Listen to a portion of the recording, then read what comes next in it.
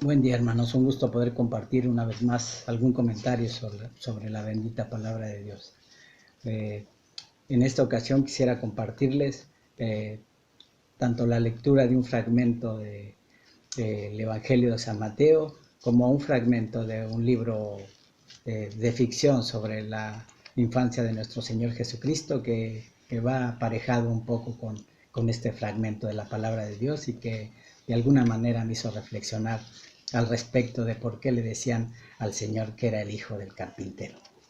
Y dice así en San Mateo capítulo 13, del versículo 54 al 58. Y venido a su tierra les enseñaba en la sinagoga de ellos, de tal manera que se maravillaban y decían: ¿de dónde tiene esta sabiduría y estos milagros? ¿No es este el hijo del carpintero? ¿No se llama su madre María y sus hermanos Jacobo, José, Simón y Judas? ¿No están todas sus hermanas con nosotros? ¿De dónde pues tiene todas estas cosas? Y se escandalizaban de él. Pero Jesús les dijo: no hay profeta sin honra, sino en su propia tierra y en su casa. Y no hizo ahí muchos milagros a causa de la incredulidad de ellos. Hasta aquí con la lectura de la palabra de Dios. Un fragmento corto, pero en el cual vemos el trato que tenían para con él la gente que lo había visto crecer en esa aldea de Nazaret. Obviamente lo habían visto crecer como cualquier chico, adolescente y ya adulto, y no consideraban que alguien pudiera ser hijo de Dios, tal y como él es y lo era.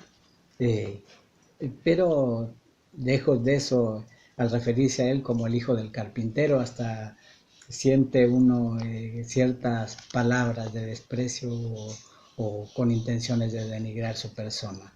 Pero con la lectura del fragmento de un libro sobre la infancia del Señor, de alguna manera podemos decir que tenían toda la razón.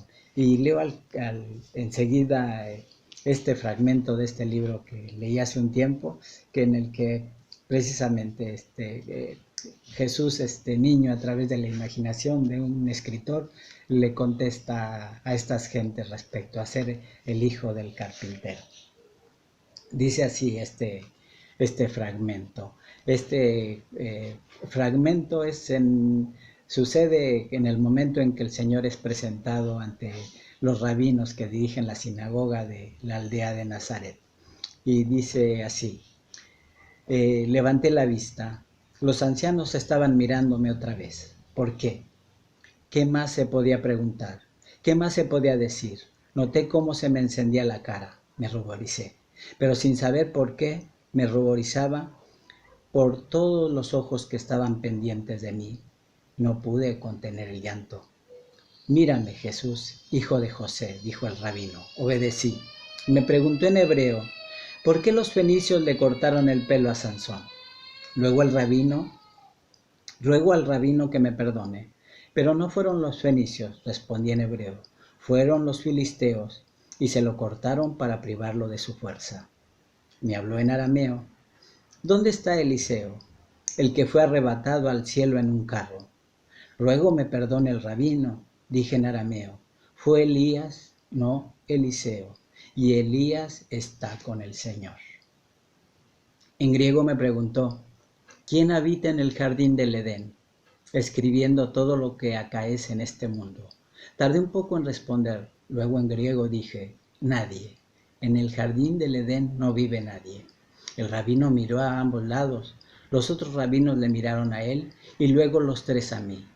¿Nadie vive ahí dedicado a escribir los hechos del mundo?, preguntó el anciano. Reflexioné un momento. Tenía que decir lo que sabía, pero no como lo había sabido. ¿Acaso lo estaba recordando? Respondí en griego. Algunos dicen que no, pero el Edén está vacío hasta que el Señor decida que todo el mundo puede volver ahí. El rabino habló en arameo. ¿Por qué el Señor rompió su alianza con el rey David? El Señor no la rompió.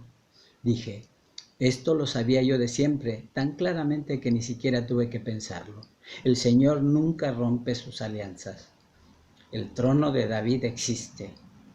El rabino y los demás guardaron silencio. ¿Y por qué ningún rey del linaje de David ocupa ese trono? Preguntó el anciano, ahora en voz alta. ¿Dónde está el rey? Vendrá algún día, respondí, y su casa durará eternamente. Su rostro se suavizó todavía más y preguntó en voz queda, ¿la construirá un carpintero quizás? Carcajadas. Primero rieron los mayores y luego los chicos sentados en el suelo. Pero el viejo rabino no se rió. Vi un fugaz atisbo de tristeza en sus ojos mientras esperaba mi respuesta con gesto franco y amable. Me ardían las mejillas.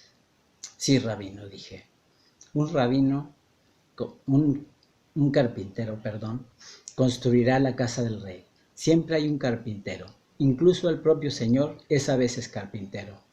El viejo rabino se echó hacia atrás, asombrado. Oí ruidos a mi alrededor. No les había gustado esta respuesta. Explícame eso de que el Señor es carpintero, dijo el rabino en arameo.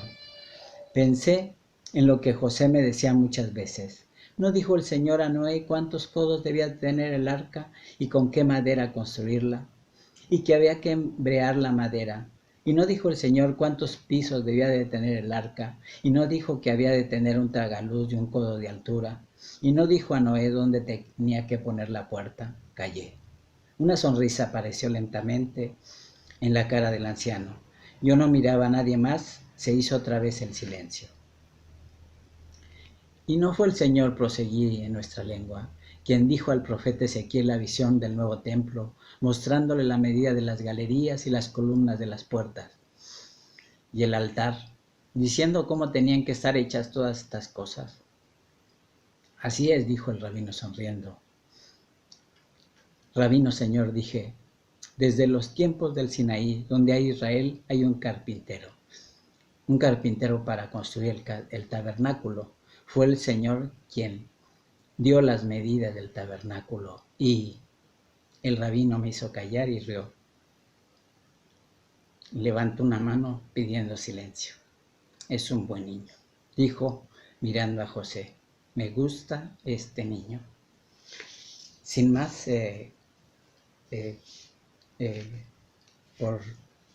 por leer, lo primero que viene a mi mente es pensar la inmensa sabiduría que tenía nuestro Señor Jesucristo, pensando en ese versículo de San Lucas 2:40 que dice que desde pequeño crecía en sabiduría.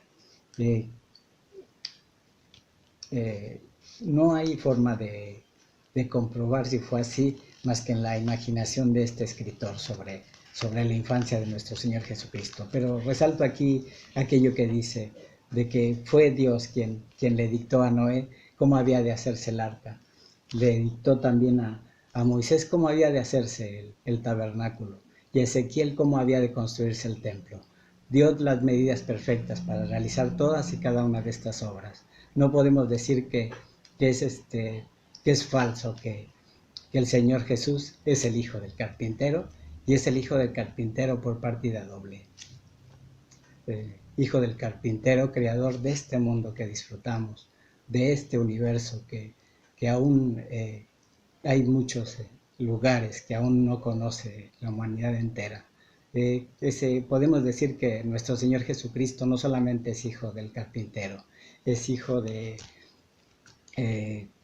la profesión que ustedes quieran, matemático, ingeniero, arquitecto, no sé, es un Dios tan misericordioso que a veces nos da permiso de pensar que nosotros hemos creado cada una de las cosas que tenemos a nuestro alcance, como por ejemplo estos medios a través de los cuales hoy podemos predicar su palabra y predicar sobre todo el hermoso mensaje de nuestro Señor Jesucristo para con la humanidad entera.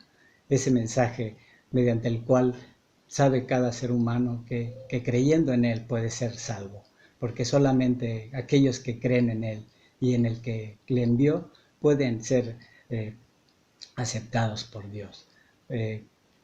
Es hermoso pensar que a veces cuando leemos la palabra hay algo que no concuerda con la figura de nuestro Señor Jesucristo, pero todo es para entenderlo a Él y comprenderlo desde el intelecto, pero también para en algún momento, después de razonar todas y cada una de las palabras que vienen en su bendito Evangelio, podamos desde el corazón creer en Él y tener esa fe que es necesaria para poder confiar en que Él cumplirá aquello que nos ha prometido, la posibilidad de disfrutar de una vida futura a su lado, porque Él lo prometió. Sin más por este día, me despido de ustedes y pidiéndole a Dios que este momento que hemos pasado juntos pueda ser de bendición para todos. Por último, quisiera compartir un versículo que viene en el Deuteronomio. Este versículo también es hermoso. Está en el Deuteronomio 4 y es el versículo 39, si no me equivoco, que dice así: aprende pues hoy y reflexiona en tu corazón que Jehová es Dios arriba en el cielo y abajo en la tierra, y no hay otro. Y por supuesto, el Señor decía, mi Padre y yo uno solo somos. Y obviamente, efectivamente, no hay otro como ellos dos que son uno.